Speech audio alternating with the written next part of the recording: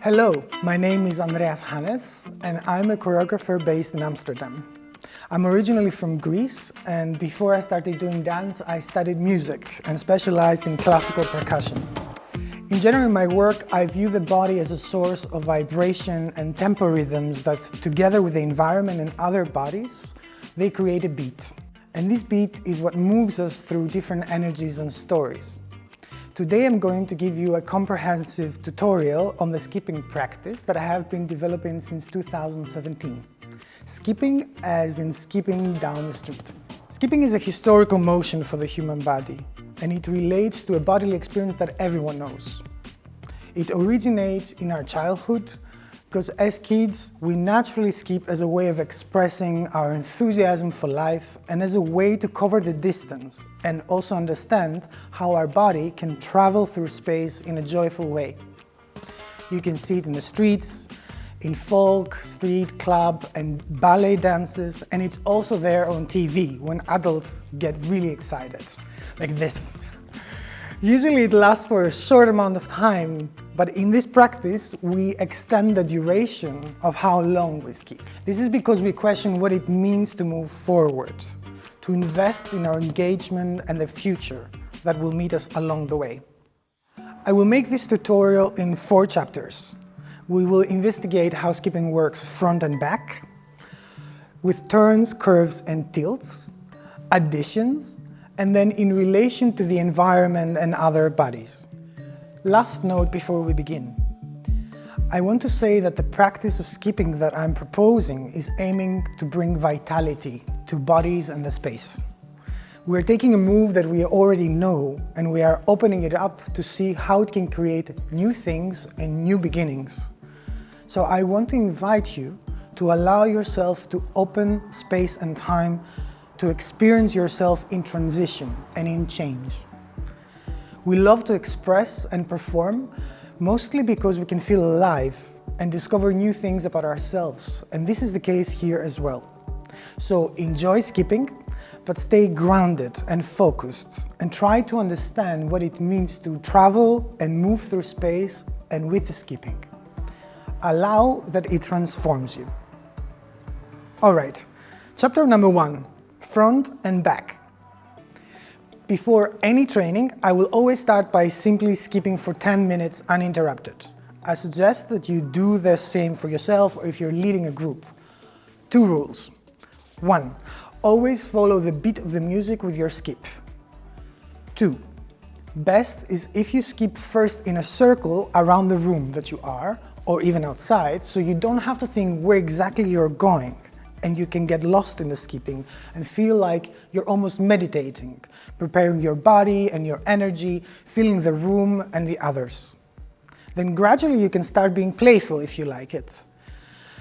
And people can improvise and interact with each other while skipping.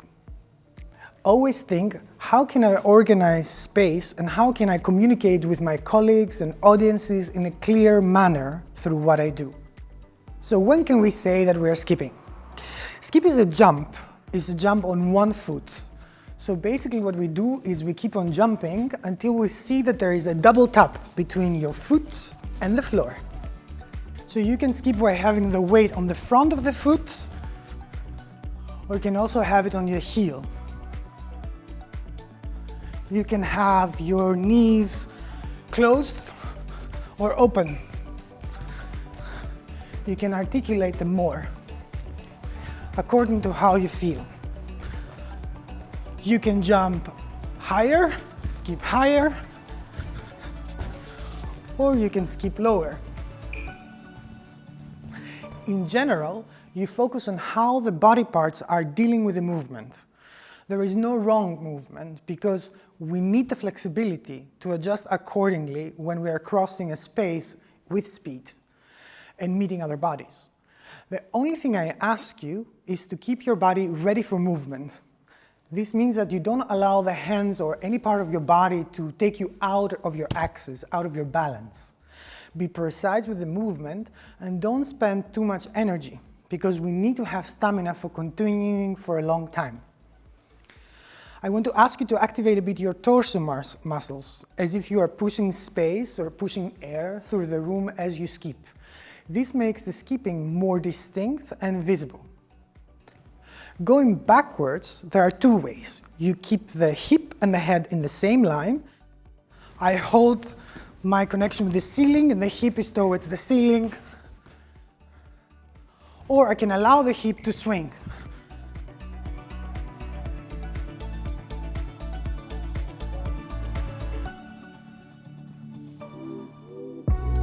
Chapter 2.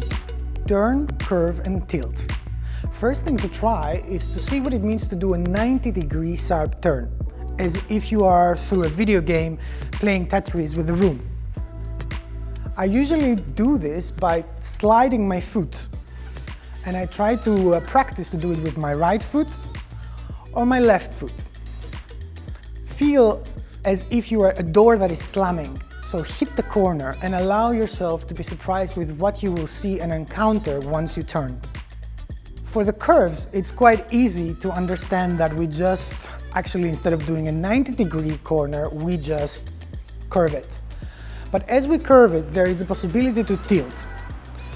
For the tilt, we need to use the axis of the body and align with the ceiling. Feel how you can tilt as much as you can. Use your hands to balance your tilt. You do not only do the upper body, keep your hip and your head connected to the ceiling and allow yourself to fall. In order to organize space, make 8s in space and practice tilting to the right and then to the left. You can also try doing that backwards, which reminds us a lot of ice skating. So imagine for a moment that you are an ice skater and open your arms and shift from right to left and back and forth. Once you learn how to tilt from the right to the left, you can try doing it backwards and then shift between going front and back. So I start tilting right and left, and as I go, I can always shift to backwards and front again.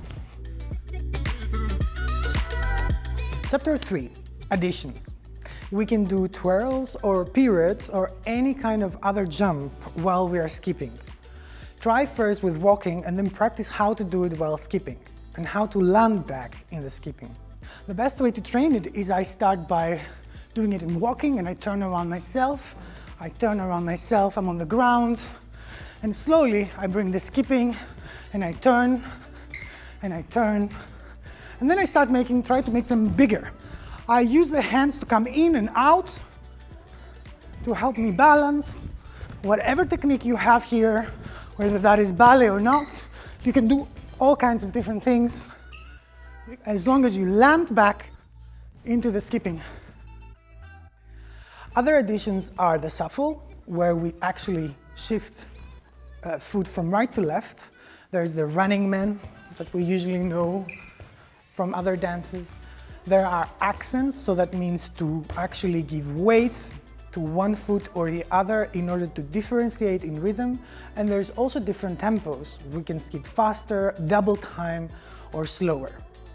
One of the very important additionals is the stationary skipping. So I skip on the spot. Try to see and do it as if you are moving really slow, like nobody would notice you. And see how can you turn around your axis. Very slowly. Or see what it means to actually go faster and faster and faster till you actually spin and skip at the same time. Another addition is to basically allow the chest and the body to open and to move as you want it to move. But don't forget to share the joy with the room and don't get carried away by only what you like to do. This is a group practice, which brings us to the last chapter. Chapter 4, Relation to Environment and Other Bodies. I want you to imagine that you are a spaceship, so you move through space and time like a spaceship. Allow the body to move without you having to think about it. So you're not busy with what the feet are doing, you're simply allowing them to take you to places. Also, allow your gaze to not be busy with yourself or only one particular body in space. Open up your awareness towards everything and everyone in the room. Feel how you are a network that is constantly shifting together. In a way, I want you to imagine that you are a shadow of everyone else, and everyone is a shadow of you. That you are one big, impressive creature that is transforming and changing the space around it. My feet take me to places. My eyes are taken by the way my head goes instead of leading with the eyes. So you allow the eyes to rest. Skipping is all about enjoying space and time and getting lost in the journey. But also, how do we do that all together? So we don't leave anyone behind. The skipping practice is all about listening to one another and how we cross each other with respect. And how can we create something together bigger than our own joy? How can we make the room joyful, the people around us? How can we play by listening and creating something new in the encounter with each other? I'm sure this is already a lot of information, but so is to skip around. Let it grow in you and practice wherever you can. I practice in the streets, while I cook, in the smallest of places. It is important also to check when you see it happening around. See how magical it is and how it can become an everyday dance that is constantly happening between bodies and space. I want to thank you for your time and attention, and I hope you enjoy skipping.